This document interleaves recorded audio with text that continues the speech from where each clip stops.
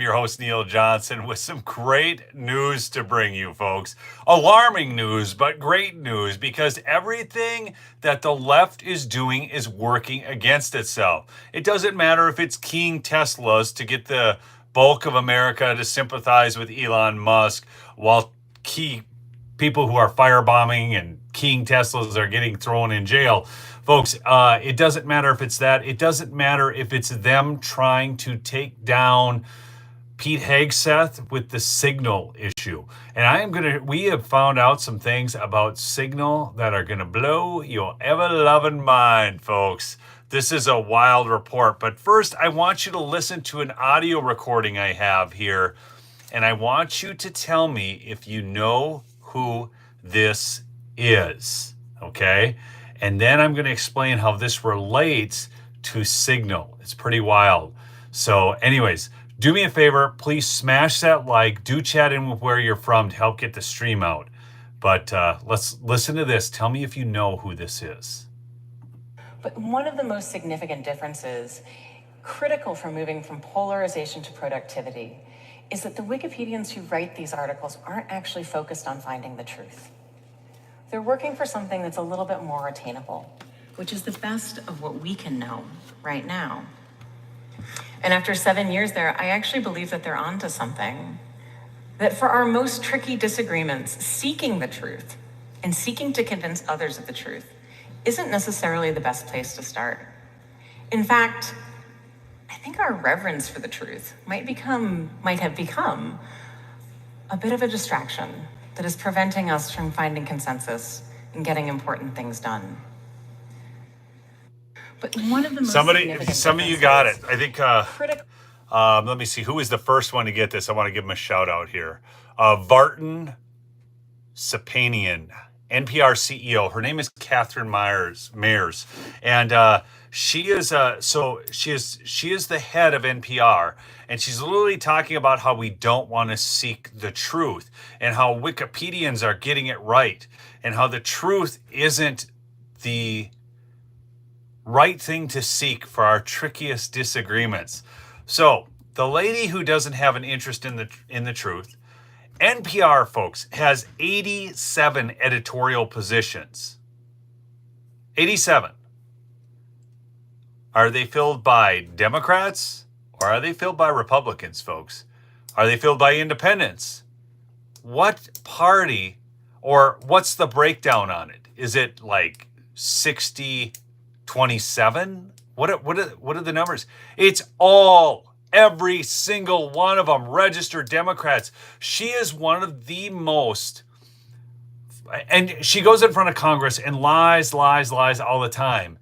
Okay, I saw one clip where one of the congressional people were asking her questions about Black Lives Matter kind of stuff and reparations and these types of things. She's like, oh no, I don't believe in that. And he's reading her tweets where she's recorded all of her thoughts about this. She is the far left of the far left, okay? 100% totally in the tank communist. That's who she is. Okay, Catherine Mayer. Now, remember the Signal thing? Do you guys remember when Chuck Schumer said the intelligence community can get you 5 ways to Sunday? Do you remember this? Well, listen to this report. This is well, here, let me start here. Guess who's on the board of Signal? Just take a guess. Take a guess. Oh, is it 6 ways to Sunday? Okay. I thought it was 5 ways to Sunday. Okay.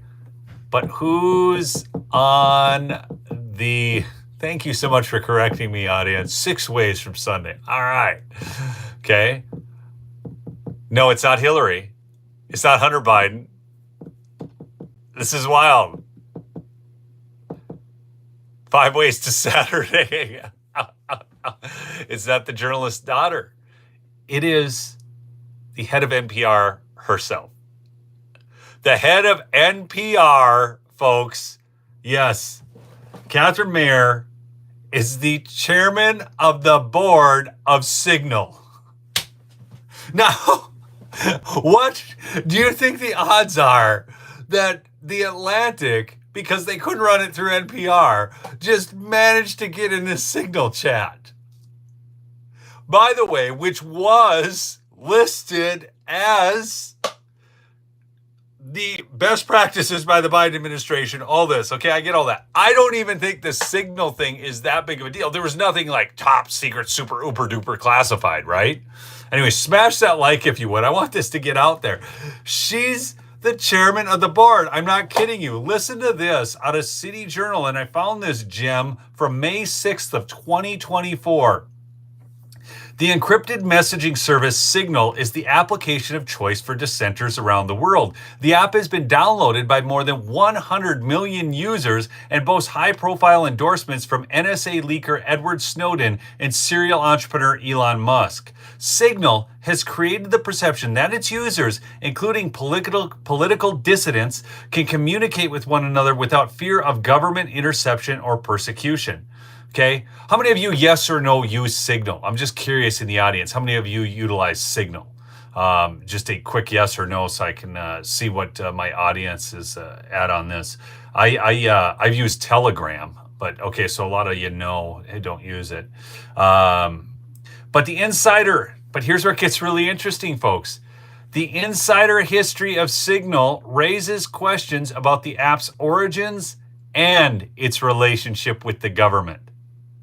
In particular, with the American intelligence apparatus. 6 ways from Sunday, folks.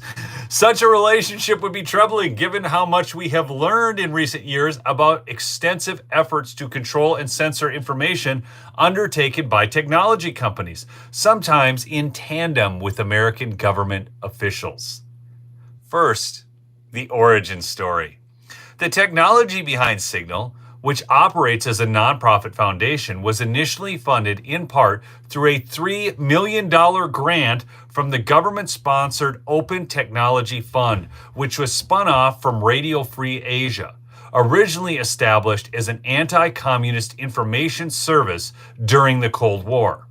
OTF funded Signal to provide encrypted mobile communication tools to internet freedom defenders globally. Okay, so remember this. This is a $3 million grant from Open Technology Fund, government sponsored. Okay, but it's about to get even more wild. Sweet, I've got even more on this, but hold on one second. Folks, tariffs, wars, recessions, fears, stubborn inflation. No wonder gold has been routinely hitting all-time highs. You guys know, it didn't matter if I had a sponsor or not. I was talking about gold and silver long before because I believe it is a hedge against inflation. It is physical gold and silver is a modicum of exchange in turbulent times, in times of trouble. And also, I have seen great returns on it. So many Americans today are turning to Birch Gold Group. They've helped tens of thousands convert an existing IRA or 401k into an IRA in physical gold. Now, I have pinned at the top, but I will tell you now, to own physical gold in a tax-sheltered account, text LUMBERJACK to 989898. Again, that's the word LUMBERJACK to 989898. And Birch Gold will send you a free, no-obligation information kit. Okay? Has an A+ rating from the Better Business Bureau, countless 5-star reviews. I trust Birch Gold, folks. It took us decades to get into this tangled mess. We're not getting out of it overnight. I am not an investment advisor. I will just tell you what I do. I have a fair amount of my investments tied up in gold and silver. So anyways, wanted to mention that. Birch Gold, sponsor the show. Great group. All right, now check this out. Some insiders have argued that the connection between OTF and U.S. intelligence is deeper than it appears. One person who has worked extensively with OTF but asked to remain anonymous told me that over time it became increasingly clear that the project was actually a State Department connected initiative that planned to wield open source internet projects made by hacker communities as tools for American foreign policy goals. This is just getting better all the time, including by empowering activists and parties opposed to governments that the USA doesn't like. Ukraine, anybody?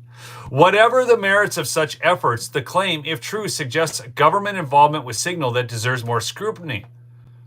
But the other potential problem with the Signal Foundation's current chairman of the board, Catherine Mayer, who started her career as a U.S.-backed agent of regime change.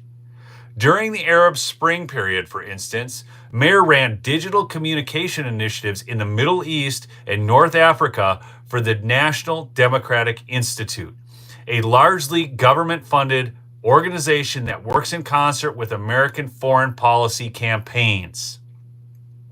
Mayer cultivated relationships with online dissidents and used American technologies to advance the interests of U.S.-supported color revolutions abroad. If you want to know why NPR is all in on Ukraine, if you want to know why the mainstream media is all in on Ukraine, it's because they've all been a part of it all along.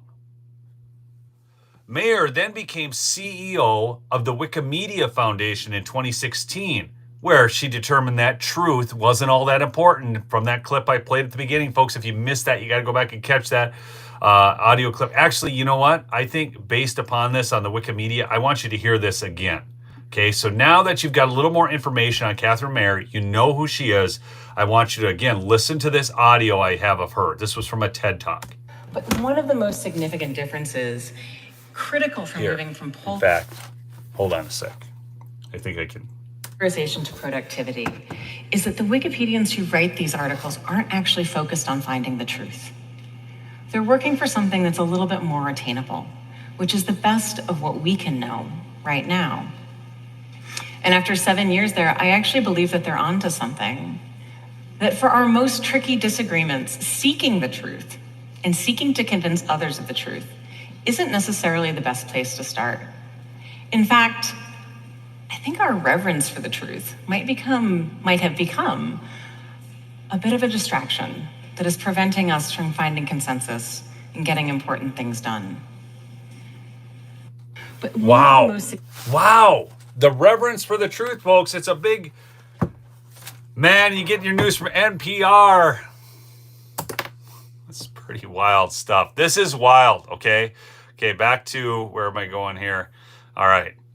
According to, Mayer, then CEO of the Wikimedia Foundation in 2016, earlier this year was named CEO of National Public Radio. At Wikipedia, Mayer became a campaigner against disinformation and admitted to coordinating online censorship through conversations with the government. Folks, do you remember this? I mean, this all came out during Missouri v. Biden. This dealt with Facebook, it dealt with YouTube, it dealt with Instagram, it dealt with all of them, Twitter. And the government, the Biden regime, was actually communicating with social media companies, threatening them with government action if they didn't promote the narrative Biden wanted reported, okay? And she's admitted to coordinating online censorship through conversations with the government. She openly endorsed removing alleged fascists, including President Trump, from digital platforms and described the First Amendment as the #1 challenge to eliminating bad information. The First Amendment to this lady, and again, so now we've got all this Signal stuff coming out. What do you think, lovely audience? Riddle me this. What do you think the odds are that Catherine Mayer, who doesn't have a reverence for the truth, utilized her connections in Signal to get the Atlantic reporter on the chain? Okay, and this was developed apparently through a government grant, through the intelligence community to facilitate color revolutions. Is she trying to facilitate a color revolution in the United States of America? Is that what she's up to? What do you think the odds are, folks? Is it a 90-10? I mean, it can't be 100%, right? Because we don't no. It could be 99.99999. But this is wild. Let me go on. According to The Insider, a woman named Meredith Whitaker, who became president of the Signal Foundation in 2022, recruited Mayer to become chairman of the board because of their mutual connections to OTF, where Mayer also serves as an advisor, and to nonprofits such as Access Now, which defends and extends the digital rights of users at risk around the world. Now, what's interesting is, listen to this. She serves as an advisor to nonprofits such as Access Now, listen to this, which defends and extends digital rights of users at risk around the world. But she has no interest in the First Amendment. She has no interest in defending the rights of those of us here at home and our digital footprint on these platforms. Do you guys see this? So what does that mean exactly? Defends and extends the rights of users at risk around the world. The ones at risk of the color revolutions that she's promoting? Those people? Is that the only people she's concerned about? Man, folks, this web, the rot is so deep. Are you getting this? From US aid to all of it. And all these NGOs and government grants, this is the biggest con game, the biggest scam going.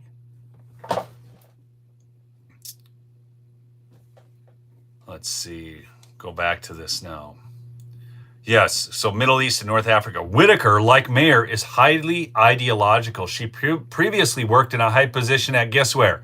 Where do you think that Meredith Whitaker, who became president of the Signal Foundation in 2022, where do you think her previous employment might have been? I want some guesses before I'm going to drop this one on you. And have you guys seen Tulsi Gabbard's video talking about all of our social media companies and Google and all of it, and how there's no way that these sprung up just automatically? Okay, I see you folks, USAID, CIA, NPR, so on. You're all pretty close because it's all part of the same Google. She worked at Google. So you remember when we were getting shut down over here? Do you guys all remember that? Because many of you I see and I recognize your names. We Need Peace, there you are, who have been with me since, like, I just started this thing with 0 subscribers, okay? So we go on. She worked for Google and organized left-wing campaigns within the company, culminating in the 2018 Google walkout, which demanded Me Too style sexual harassment policies in the hiring of a chief diversity officer. So what does all of this mean for American users, including conservative dissidents who believe that Signal is a secure application for communication? It means that they should be cautious. So if you're using Signal, folks, you should be cautious. Mayer's presence on the board of Signal is alarming, says national security analyst Michael Waller. It makes sense that a color revolutionary like Mayer would have interest in Signal as a secure means of communicating, he says, but her passport for censorship and apparent intelligence connections raise doubts about Signal's trustworthiness. David Heinemer Hansen, creator of the popular Ruby on Rails web development framework, agrees, saying that it has suddenly become materially harder to trust the Signal Foundation under Mayer's board leadership.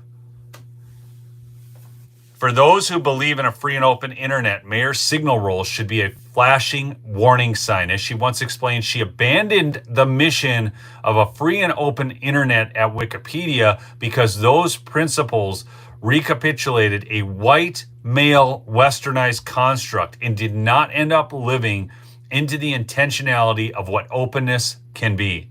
The better path, in her view, is managed opinion. How many of you guys want your opinion managed? How about that for a question?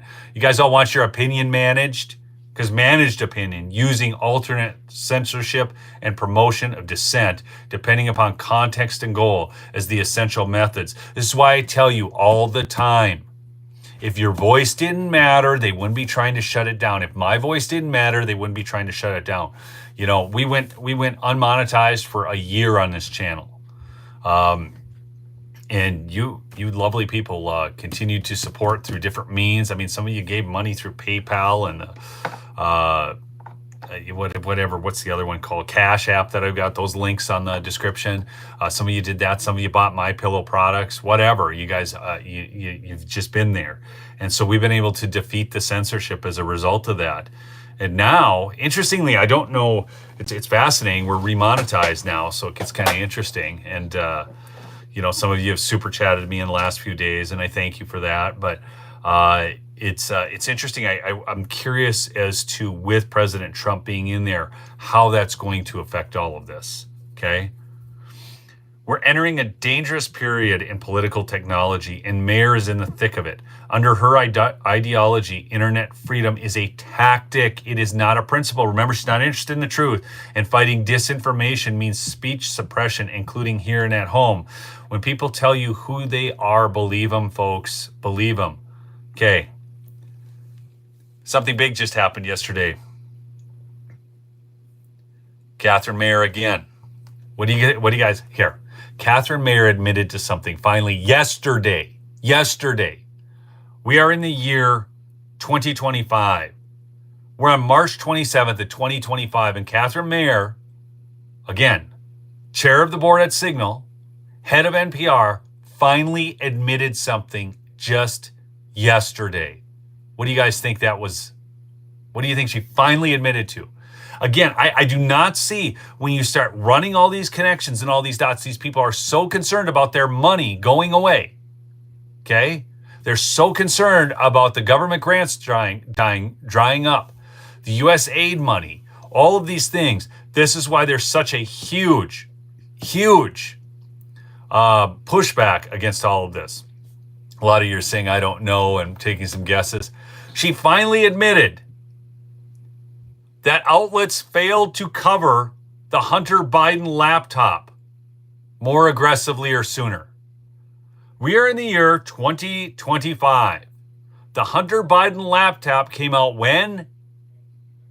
When did that come out? Just days before we voted in 2020. We are like 4.5 years later, and she can finally admit to that now? NPR on Wednesday finally admitted that it made a mistake in failing to promptly cover the Hunter Biden laptop scandal as the left-leaning broadcaster fights to keep its federal funding. The mea culpa of NPR's chief executive, Catherine Mayer, came during the intense questioning from Marjorie Taylor Greene and other Republican legislators during a congressional subcommittee hearing regarding the broadcaster's perceived bias in coverage. I do want to say that NPR acknowledges we were mistaken in failing to cover the Hunter Biden laptop story more aggressively or sooner, Mayer told the committee. Do you think if President Trump had not won the election that she would be admitting to this? This is wild. Folks, smash that like for me if you would, please. This has got to get out. This story has got to get out. I mean, literally, the very chair of the board of Signal, head of NPR, Catherine Mayer, okay, which is that Signal. How did this person get in that, the Atlantic and all of this? But GOP lawmakers in the Trump administration's DOGE are keen on slashing federal funds for both NPR and PBS due to their left-leaning editorial bent. No kidding. Why should we be funding any media? The very definition of communist societies is with state-owned media. When they can control the narrative, when they can control what you think. What do you think? They're going to tell you the things that they don't want you to know? Give me a break. Most of the funding for both organizations is distributed through the Corporation for Public Broadcasting. It was allotted $535 million for fiscal year 2024 to 2025. Mayer's admission corroborates claims made by former NPR editor Yuri Berliner, who left the publicly funded outlet last year and criticized his former bosses for ignoring the Post's exclusive reporting about the Hunter Biden's laptop before the 2020 election. The hearing, including testimony from both Mayer and PBS CEO Paula Kruger, though Mayer was the primary focus of Republican criticism. Mayer, who previously led Wikipedia and assumed the NPR leadership role just last year, was persistently questioned about her personal views in prior social media posts. But folks, I've got something absolutely beautiful for you. I've got to do this. I forgot. I'm going to bring this. I gotta share something with you because people on the right are getting smarter, okay? And they're doing something really beautiful. So this is the gal who used to be the head of Wikipedia, right? Okay, let's see. Where is this? Oh, it disappeared. Let me see if I can pull it up here.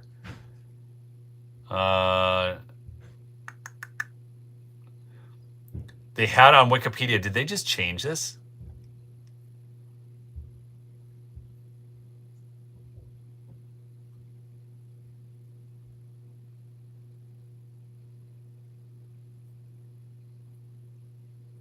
Look at that. It's gone. Anyways, so this is how they change things. When I first pulled this up not too long ago, Catherine Mayer, it came up on her profile as she was a far left political hack, basically. And now that's not showing anymore. But here's what Wikipedia says about her now. Catherine Roberts Mayer, born April 18th, 1983, is an American nonprofit executive. She has been the CEO and president of NPR since March 2024. Prior to NPR, she was the CEO of Web Summit and chair of the board of directors at the Signal Foundation. She is a former chief executive officer and executive director of the Wikimedia Foundation.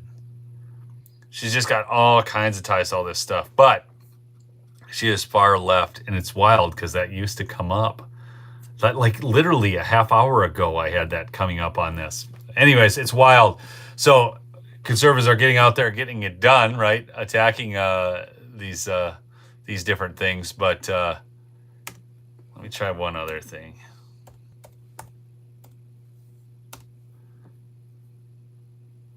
Let's see.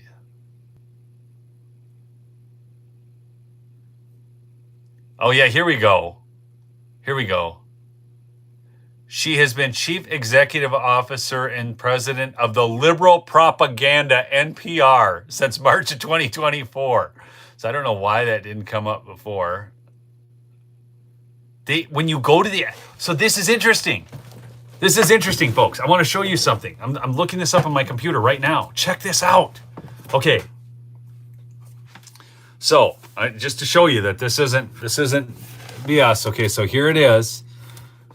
So it says right here, and you can look this up, Catherine Mayer on Wikipedia. But if you search and specifically use DuckDuckGo to try this, okay, if I go, it shows the Wikipedia, and it shows right here, it says Mayer, congratulating Wikidata's 5th anniversary in 2017, is an American nonprofit executive. She has been chief executive officer and president of the liberal propaganda NPR since March of 2024.